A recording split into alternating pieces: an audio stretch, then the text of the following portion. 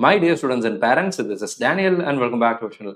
தமிழ்நாட்டில் MBBS BDS படிப்பதற்கு இடம் கிடைக்குமா கிடைக்காதா அப்படிங்கிற ஒரு முடிவுக்கு நீங்கள் கண்டிப்பாக வந்துருப்பீங்க. பிகாஸ் ரேங்க் லிஸ்ட்லாம் ரிலீஸ் ஆயிடுச்சு, கட் ஆஃப் மார்க்ஸ் எந்த அளவுக்கு இருக்குது அப்படிங்கிற ஒரு புரிதல் அப்படிங்கிறது இருக்கும். இந்த நேரத்தில் நமக்கு தமிழ்நாடு மெடிக்கல் செலெக்ஷன் கமிட்டியிலிருந்து அல்லது தமிழ்நாடு கவர்மெண்ட் கிட்ட இருந்து மிக முக்கியமான ஒரு கவுன்சிலிங் ப்ராசஸ் அப்படிங்கிறது இனிஷியேட் ஆயிருக்கு. எம்பிபிஎஸ்க்கு ஈக்குவலாக அல்லது எம்பிபிஎஸ் பிடிஎஸ்க்கு அடுத்தபடியாக நிறைய மாணவர்கள் விரும்பி எடுக்கக்கூடிய ஒரு கோர்ஸ் என்னன்னு சொல்லி கேட்டிங்கன்னா ஆயுஷ் கோர்சஸ். பிஏஎம்எஸ், பிஎஸ்எம்எஸ், அதே மாதிரி பார்த்தீங்கன்னா உங்களுக்கு பிஹெச்எம்எஸ் அண்ட் இந்த மாதிரியான AYUSH courses, Ayurveda, Siddha, Unani, homeopathy, naturopathy, இந்த மாதிரியான கோர்சஸ்க்குரிய அப்ளிகேஷன் தமிழ்நாடு கவுன்சிலிங்கில் ஸ்டார்ட் ஆயிருக்கு.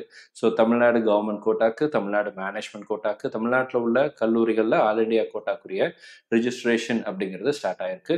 இந்த வீடியோவில் டிஎன் ஆயுஷ் கவுன்சிலிங்க்கு கவர்மெண்ட் கோட்டா அண்ட் மேனேஜ்மெண்ட் கோட்டாக்கு எப்படி அப்ளை பண்ணுறது அப்படிங்கிற அப்ளிகேஷன் டெமோவை தான் ஸ்டெப் பை ஸ்டெப்பாக பார்க்க போகிறோம். இந்த வீடியோவை ஸ்கிப் பண்ணாமல் ஃபுல்லாக பாருங்கள். உங்களுக்கு ஏதாவது கேள்விகளோ சந்தேகங்களோ எது இருந்தாலும் சரி கீழே கமெண்ட் செக்ஷனில் டைப் பண்ணுங்கள். அடுத்தடுத்த வீடியோவில் அதற்குரிய பதில்களையும் பார்த்துடலாம். ஸோ ஃபர்ஸ்ட் திங், இப்போ நீங்கள் ஸ்க்ரீனில் பார்க்குறது சொல்லி கேட்டிங்கன்னா ஆயுஷ் கவுன்சிலிங்குடைய இம்பார்ட்டன்ட் டேட்ஸ் என்ன அப்படிங்கிறத நான் உங்களுக்கு காமிச்சிடுறேன். இந்த நோட்டிஃபிகேஷன் 24ஆம் தேதி ரிலீஸ் ஆச்சு. ஸோ 24th இருந்து நமக்கு date of notification and online application 24ஆம் தேதியிலிருந்தே ஆரம்பிச்சிருச்சு. 24ஆம் தேதி சாயங்காலம் 7 மணி 8 மணி போல் ஓப்பன் ஆச்சு. ஈவினிங்கில் தான் ஓப்பன் ஆச்சுன்னு நினைக்கிறேன். லாஸ்ட் டேட் அப்படிங்கிறது ஆகஸ்ட் 8ஆம் தேதி வரைக்கும் டைம் இருக்குது. சரிங்களா? ஆகஸ்ட் 8ஆம் தேதி வரைக்கும் நீங்கள் ரிஜிஸ்ட்ரேஷன் பண்ணிக்கலாம். ஸோ இந்த அப்ளிகேஷன் சப்மிட் பண்ணுறதுக்கு அப்புறம் தான் ரேங்க் லிஸ்ட்டு மற்ற விஷயங்கள் எல்லாமே வரப்போகுது. ஸோ அதனால ரிஜிஸ்ட்ரேஷன் மேண்டேட்ரி. ஸோ 8ஆம் தேதிக்குள்ளே ரிஜிஸ்ட்ரேஷன் பண்ணிடுங்க.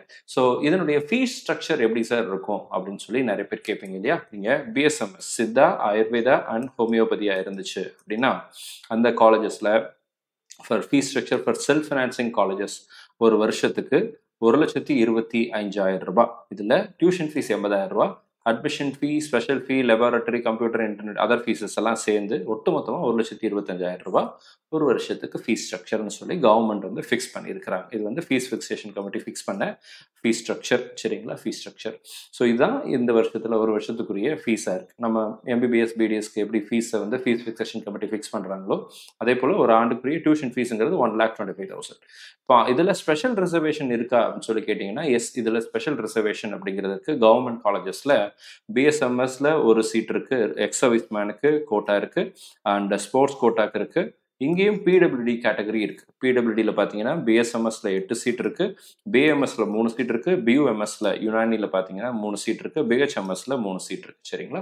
ஸோ அதனால் நீங்கள் special reservation ex serviceman, sports quota and PWD கேட்டகரியில் இருந்தீங்க அப்படின்னா make use of the opportunity. In case MBBS கிடைக்கலன்னா அடுத்த கட்டமாக இதுக்கு நீங்கள் பிளான் பண்ணலாம். உங்களுக்கு இந்த ஆயுஷ் கோர்சஸில் இன்ட்ரெஸ்ட் இருந்துச்சு அப்படின்னா நீங்கள் யோசிக்கலாம். இப்போ ரிஜிஸ்ட்ரேஷன் எப்படி சார் பண்ணணும் அப்படின்னா இந்த வெப்சைட்டோட லிங்க் வந்து நான் கீழே டிஸ்கிரிப்ஷனில் கொடுத்துருக்கிறேன். tnayushonline.co.in அப்படிங்கிறது தான் இதனுடைய அஃபீஷியல் வெப்சைட். இதில் பார்த்தீங்கன்னா online application for government quota, management quota and all India quota அப்படின்னு சொல்லி 3 இருக்கு இல்லைங்களா? இப்போ தமிழகத்தில் உள்ள அரசு மருத்துவக் கல்லூரிகளில் நீங்கள் தமிழ்நாடு கவர்மெண்ட் கோட்டாக்கு போகிறதா இருந்தால் இது, அதே அரசு மருத்துவக் கல்லூரிகளில் ஆல் இண்டியா கோட்டாக்கு போகிறதாக இருந்தால் இந்த இடத்துல ஆன்லைன் அப்ளிகேஷனுங்கிறத ரெஜிஸ்டர் பண்ணணும். ஃபர்ஸ்ட் நான் இந்த இடத்துல கவர்மெண்ட் கோட்டாவும் மேனேஜ்மெண்ட் கோட்டாவும் எப்படி போடுறோங்கிறத காமிச்சிடுறேன். ஸோ கவர்மெண்ட் கோட்டா நீங்கள் ரெண்டுமே அப்ளை பண்ணுற போகிறீங்க அப்படின்னா நீங்கள் கவர்மெண்ட் கோட்டா அப்ளிகேஷனையே கிளிக் பண்ணிட்டு மேனேஜ்மெண்ட் கோட்டாவை எப்படி மெடிக்கல் செலெக்ஷனில் கொடுத்தாங்க, மெடிக்கல் கவுன்சிலிங் கொடுத்தாங்களோ அதே மாதிரியான பிளாட்ஃபார்ம் தான். ஸோ அது நீங்கள் இந்த இடத்துல ஆன்லைன் அப்ளிகேஷன் அப்படிங்கிறத கிளிக் பண்ணீங்க அப்படின்னா இப்போ இந்த மாதிரி பேஜ் அப்படிங்கிறது வரும்.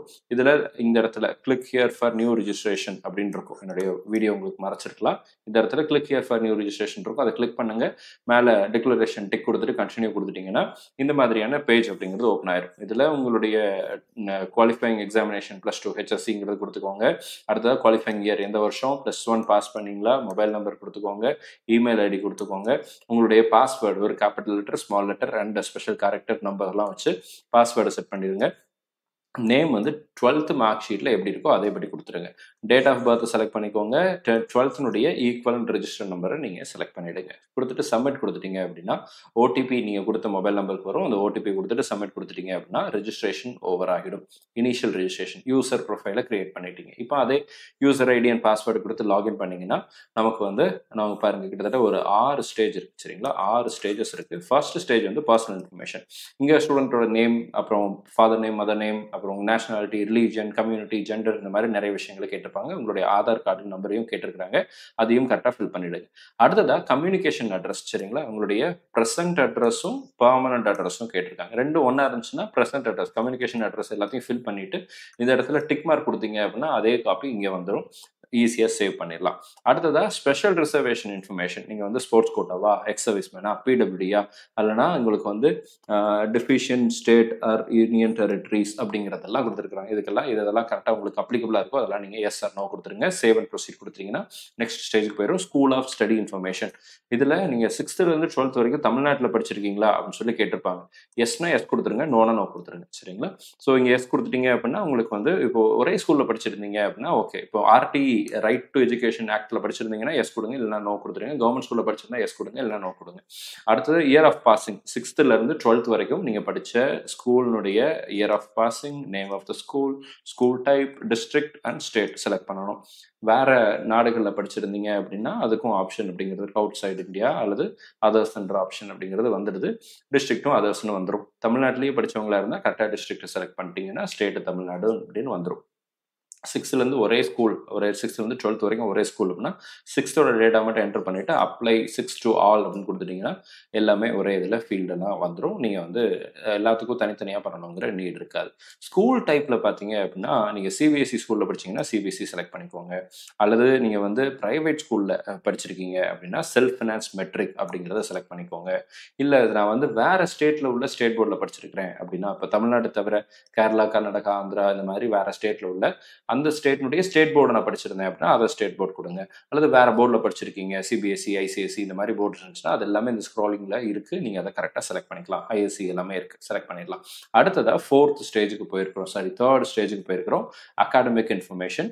ஸோ இங்கே வந்து உங்களுடைய நீட் ரிலேட்டட் நம்பர்ஸை கேட்டிருப்பாங்க. ஏன்னா உங்களுக்கு ஆயுஷ் பொறுத்த வரைக்கும் it is purely based on உங்களுடைய நீட் ஸ்கோர் இல்லைங்களா? நீட் ஸ்கோரை பேஸ் பண்ணி தான் அட்மிஷன் போகுது. ஸோ நீட் ரோல் நம்பர் தப்பு இல்லாமல் கொடுங்க, அப்ளிகேஷன் நம்பர் கொடுத்துருங்க, நீட் ஸ்கோர் கொடுத்துருங்க, நம்பர் ஆஃப் அட்டம்ஸ், ஃபர்ஸ்ட் அட்டம்ப்டா, செகண்டா, தேர்டா அதை நீங்கள் கொடுத்துருங்க. நீட் யூஜி எங்கே எழுதுனீங்க, தமிழ்நாடுனா தமிழ்நாடு கொடுங்க, வேறு ஸ்டேட் எழுதிருந்தா அதை கொடுத்துருங்க. Have you undergone any coaching centre ஏதாவது போயிருந்தீங்கன்னா எஸ் கொடுங்க, இல்லைனா நோ கொடுத்துருங்க. அடுத்ததாக உங்களுடைய academic information.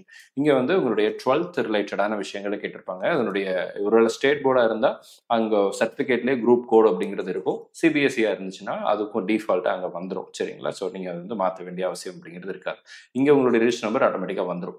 Past in first அட்டம்னா ஃபர்ஸ்ட் அட்டம் கொடுத்துருங்க. ஸோ இதெல்லாம் செலக்ட் பண்ணிவிட்டு உங்களுடைய 12th இங்கிலீஷ், பிசிக்ஸ், கெமிஸ்ட்ரி, பயாலஜியினுடைய அடுத்து மேத்தமெட்டிக்ஸ் ஆர் அதர் அப்படின்னு சொல்லி இருக்கும். நீங்கள் எந்த சப்ஜெக்ட் படிச்சீங்களோ அந்த சப்ஜெக்டினுடைய மார்க்ஸ் எல்லாம் கொடுத்துருங்க. நீங்கள் எந்த வருஷம் எழுதுனீங்க, எந்த மாதம், எந்த வருஷம், மேக்ஸிமம் மார்க் எவ்வளோ மார்க் வாங்கினீங்க எல்லாம் கொடுத்துட்டு சேவ் அண்ட் ப்ரொசீட் கொடுத்துருங்க. நெக்ஸ்ட் பேஜில் அடிஷ்னல் இன்ஃபர்மேஷன் அப்படிங்கிறது கேட்பாங்க. இங்கே உங்களுடைய மதர் டங் என்ன, தமிழா, மலையாளமா, தெலுங்குவா, அதை நீங்கள் கொடுத்துக்கோங்க. சிவிக், நேட்டிவ் மற்ற விஷயங்கள் எல்லாமே ஃபில் பண்ணிவிட்டு இந்த இடத்துல பார்த்தீங்கன்னா உங்களுடைய நேட்டிவிட்டி சர்டிஃபிகேட் நம்பர் கேட்டிருக்கிறாங்க, நம்பர் கொடுக்கணும். அப்புறம் ஃபர்ஸ்ட் கிராஜுவேஷன் அவைலபிளா அல்லது உங்களுடைய பிரதர் சிஸ்டர் யாராவது ஃபர்ஸ்ட் கிராஜுவேஷன் ஸ்காலர்ஷிப் வாங்கியிருக்கிறாங்களா, இந்த மாதிரி விஷயங்கள்லாம் கேட்டிருக்கிறாங்க. அடுத்து அப்ளைடு ஃபார் அப்படின்னு ஒரு ஆப்ஷன் இருக்கு பாருங்க. இந்த அப்ளைடு ஃபார் ஆப்ஷன்ல கவர்மெண்ட் கோட்டா அப்படிங்கிறது இருக்கு டிஃபால்ட்டா. ஏன்னா நம்ம அதை தான் கிளிக் பண்ணி வந்திருக்கிறோம். அதுக்கு 500 rupees registration fees. Special category fees அப்படின்னு சொல்லி இருக்கு. இங்கே வந்து நம்ம இந்த கேண்டிடேட்டுக்கு இல்லைன்றதுனால 0 இருக்கு. நீங்கள் மேனேஜ்மெண்ட் கோட்டாவுக்கும் சேர்ந்து அப்ளை பண்ணுறதா இருந்தால் தனியாக அப்ளிகேஷன் போட வேண்டியதில்லை. இங்கே டிக் கொடுத்துட்டீங்க அப்படின்னா ஆட்டோமேட்டிக்காக உங்களுக்கு அமௌண்ட் வந்து 1500 வந்துடும். மேனேஜ்மெண்ட் கோட்டா கொடுத்த உடனே உங்களுக்கு linguistic minority and religious minority based on your religious Christian இந்த மாதிரி இருந்துச்சுன்னா இங்கே வந்து என்ன கொடுத்துக்கலாம்னு எஸ் கொடுத்துக்கலாம். இல்லைன்னா நோ அப்படிங்கிறது டிஃபால்ட்டாக வந்துடும். மதர் டங் தெலுங்கு கொடுத்துருந்தீங்க, மலையாளம் கொடுத்துருந்தீங்கன்னா உங்களுக்கு வந்து linguistic minority yes or no கேட்கும். சேவ் அண்ட் ப்ரொசீட் கொடுத்துருங்க. அடுத்த ஸ்டேஜ் வந்து ரீஃபண்ட் பேங்க் அக்கௌண்ட் டீடைல்ஸ். அவங்களுடைய ரீஃபண்ட் அக்கௌண்ட் நீங்கள் இப்போ செக்யூரிட்டி டெபாசிட்லாம் கட்டுறீங்க அப்படின்னா அந்த அமௌண்ட் எந்த அக்கௌண்ட்டுக்கு திரும்பி வரணும் அப்படிங்கிறதுக்குரிய ரீஃபண்ட் அக்கௌண்ட். இந்த அக்கௌண்ட்டை தப்பு இல்லாமல் கொடுத்துருங்க.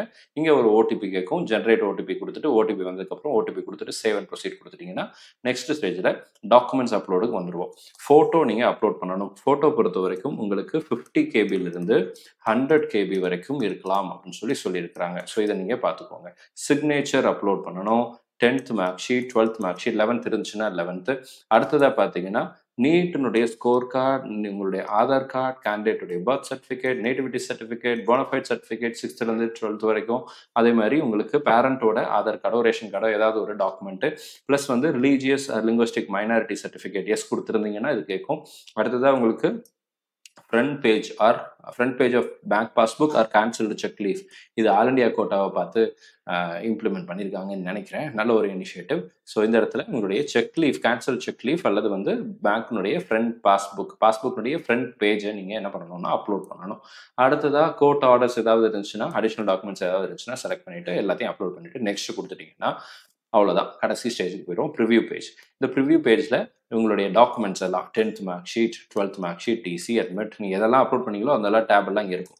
நீங்கள் 1 by 1 என்ன பண்ணணும் அப்படின்னா வரிசையாக எல்லாத்தையும் செக் பண்ணணும். ப்ரிவ்யூ பார்த்துக்கலாம். உங்களுடைய அப்ளிகேஷன் ஃபார்மை இந்த இடத்துல பிரிண்ட் சேவ்னு இருக்கு இல்லைங்களா, சேவ் கொடுத்தீங்கன்னா பிடிஎஃப் சேவ் ஆயிரும். பிரிண்ட் கொடுத்தீங்கன்னா பிரிண்ட் போட்டுக்கலாம். ஸோ இந்த பிடிஎஃபை கரெக்டாக இருக்கான்னு வெரிஃபை பண்ணிவிடுங்க. ஒரு தடவைக்கு 2 தடவை எல்லாமே வெரிஃபை பண்ணதுக்கப்புறம் இஃப் எவ்ரிதிங் இஸ் கரெக்ட், நீங்கள் வந்து இந்த இடத்துல 2 டிக்ளரேஷனை டிக் பண்ணிவிட்டு நெக்ஸ்ட் அப்படிங்கிற ஆப்ஷனை கொடுத்துருங்க. நெக்ஸ்ட் ஆப்ஷன் கொடுத்துட்டீங்கன்னா பேமெண்ட் பேஜுக்கு போயிடும். இந்த இடத்துல உங்களுடைய டீடைல்ஸ் எல்லாம் வந்திருக்கும். மேக் பேமெண்ட் அப்படிங்கிறத கிளிக் பண்ணுங்க. ஏதாவது மாற்றணும் அப்படின்னா எடிட் அப்ளிகேஷன் கொடுத்துருங்க. பேமெண்ட் பண்ணதுக்கப்புறம் நம்மளால மாற்ற முடியாது. ஸோ இப்போ பேமெண்ட் கேட்வே உங்களுக்கு எந்தெந்த பேங்க்லாம் காட்டுதோ அதில் ஏதாவது ஒரு பேங்கை செலக்ட் பண்ணிக்கோங்க. அடுத்ததாக பேமெண்ட் பேஜ் அப்படிங்கிறது போயிடும். ஸோ ரொம்ப சிம்பிள் தான். அந்த மெடிக்கல் கவுன்சிலிங், ஆயுஷ் கவுன்சிலிங்குரிய ரிஜிஸ்ட்ரேஷன் அப்படிங்கிறது ரொம்ப ரொம்ப சிம்பிளான ஒரு ப்ராசஸ் தான். இதில் ஏதாவது கேள்விகள், சந்தேகங்கள் இருந்துச்சு அப்படின்னா கீழே கமெண்ட் செக்ஷனில் டைப் பண்ணுங்க. அடுத்ததாக ஆயுஷ் கவுன்சிலிங் பொறுத்த வரைக்கும் நமக்கு எந்த மார்க்குக்கு போன வருஷம் சீட்டு கிடைச்சது, இந்த வருஷம் எந்த அளவுக்கு மதிப்பெண்கள் இருந்தால் நமக்கு இடம் கிடைப்பதற்கு வாய்ப்பு இருக்குது, கவர்மெண்ட் காலேஜஸில், கவர்மெண்ட் கோட்டாவில், மேனேஜ்மெண்ட் கோட்டாவில் எந்த அளவுக்கு மதிப்பெண்கள் இருந்தால் இடம் கிடைக்க வாய்ப்பு இருக்குது அப்படிங்கிறத அடுத்த வீடியோவில் கவர் பண்ணுறேன். இது வரைக்கும் நீங்கள் நம்ம சேனலை சப்ஸ்கிரைப் பண்ணாமல் இருக்கிறீங்க, ஃபர்ஸ்ட் டைம் நம்ம வீடியோ பார்க்குறீங்க அப்படின்னா மறக்காம சேனலை சப்ஸ்கிரைப் பண்ணி வச்சுக்கோங்க. மெடிக்கல் கவுன்சிலிங் ரிலேட்டடாக நிறைய வீடியோஸை தொடர்ந்து போட்டுட்டே இருக்கிறோம். இது வரைக்கும் நீங்கள் நம்மளுடைய வாட்ஸ்அப், டெலிகிராம் சேனலில் ஜாயின் பண்ணாமல் இருந்தீங்க அப்படின்னா ஜாயின் பண்ணிக்கோங்க. லிங்க் எல்லாம் டிஸ்கிரிப்ஷனில் கொடுத்துருக்கேன். All very best and thank you so much. நம்ம சேனலில் பார்க்கக்கூடிய மாணவர்கள் மற்றும் பெற்றோர்களுக்கு அவங்க விரும்பின மருத்துவ கல்லூரிகள், அவங்க விரும்பின மருத்துவ படிப்புகள் கிடைக்கணும்னு சொல்லி உங்களுக்காக நானும் ப்ரே பண்ணிக்கிறேன். All very best and thank you so much.